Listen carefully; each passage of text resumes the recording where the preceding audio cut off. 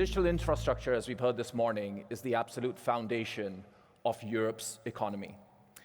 And that backbone today is under immense pressure. We are facing challenges. We have seen challenges that were unimaginable a few years ago.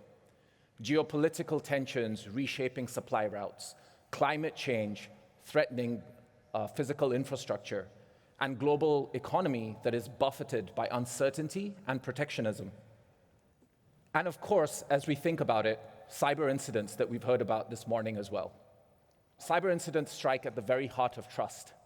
And these are not abstract risks. These are lived realities. And at COLT, we felt this very, very personally. When COLT was struck by a sophisticated cyber attack last year, our business went dark for a while. And this was not really just a technology crisis or just a business crisis. This was a human crisis. Because cyber is not just about the systems and servers that are impacted. It's about the humans who have put their trust in you, your customers that have put their trust in you, and your employees who work night and day to recover the business from these serious crises. Those weeks have taught us something at COLT. They have taught us a different way to lead. They have taught us about how we operate the business. And we think it also informs how Europe must think about digital infrastructure. The bottom line is this: resilience is not a feature or an option. Resilience is a foundation that must be baked into everything and every decision we make. But cyber is not the only threat that we face in today's world. We live in a world where climate change is affecting infrastructure. Floods are taking out fiber routes. Geopolitical conflicts, as we have seen, are impacting subsea cables and critical connectivity corridors. So the question for us, the people in this room, the stewards of the digital infrastructure of Europe, is no longer how do we keep up with demand. The question is how we ensure Europe's networks remain available, secure, resilient, and sovereign in the face of all this unpredictability. Because when networks fail, our economies will falter. And when infrastructure is fragile, it is felt by society.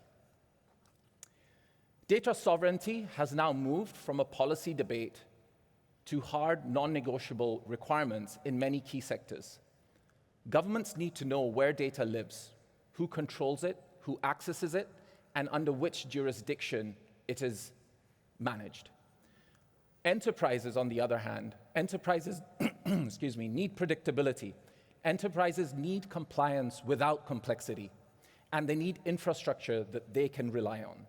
All of this means that our networks are no longer pipes. Our networks are the instruments of control, trust, and national resilience. And if Europe is to maintain its digital autonomy, it needs to be built on secure, sovereign, resilient networks. Now we need to talk about AI. It is reshaping everything today. The largest infrastructure since the dawn of the internet is going on.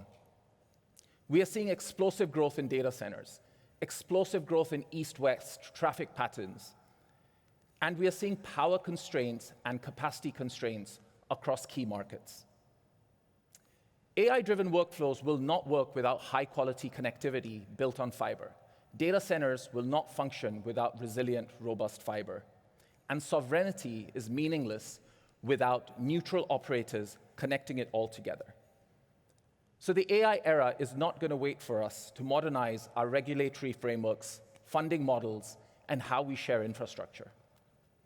If we want Europe to grow and scale in the AI era, if we want to take a leadership position, if we want to accelerate, then open access policy is essential.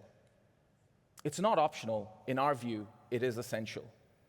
Open access will accelerate rollouts. It will drive economies of scale. It will lower carbon footprints.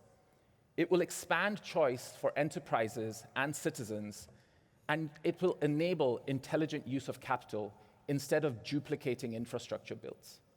In other words, open access is how Europe achieves exceptional infrastructure, the effortless connections that allow our economy to achieve extraordinary outcomes at scale across Europe. This is where challenger operators like COLT come into play. We sit at a pan-European level at the intersection of fiber, data centers, security, sovereignty, and the enterprises that drive Europe's economy. We are neutral, secure, trusted, and we operate across boundaries consistently and transparently. We believe that challenger operators like COLT are the connectivity fabric of Europe's digital economy. We provide the routes, resilience, automation, and trust that makes cloud, AI, enterprises, and public services work. So the message that Kerry and I would like to leave with you today is urgent, yet optimistic. Europe has everything it needs to lead in the digital era. We have the fiber foundations, we have the talent, we have the policies, but they must be accelerated and enabling. But we need to design for the future. We need to design for resilience. We need to build in light of the unpredictability of the world we live in today. Because when our networks are strong, our economies will flourish. When networks are trusted, innovation flourishes. And when they're open, when networks are open, Europe scales. We believe at COLT in this industry deeply.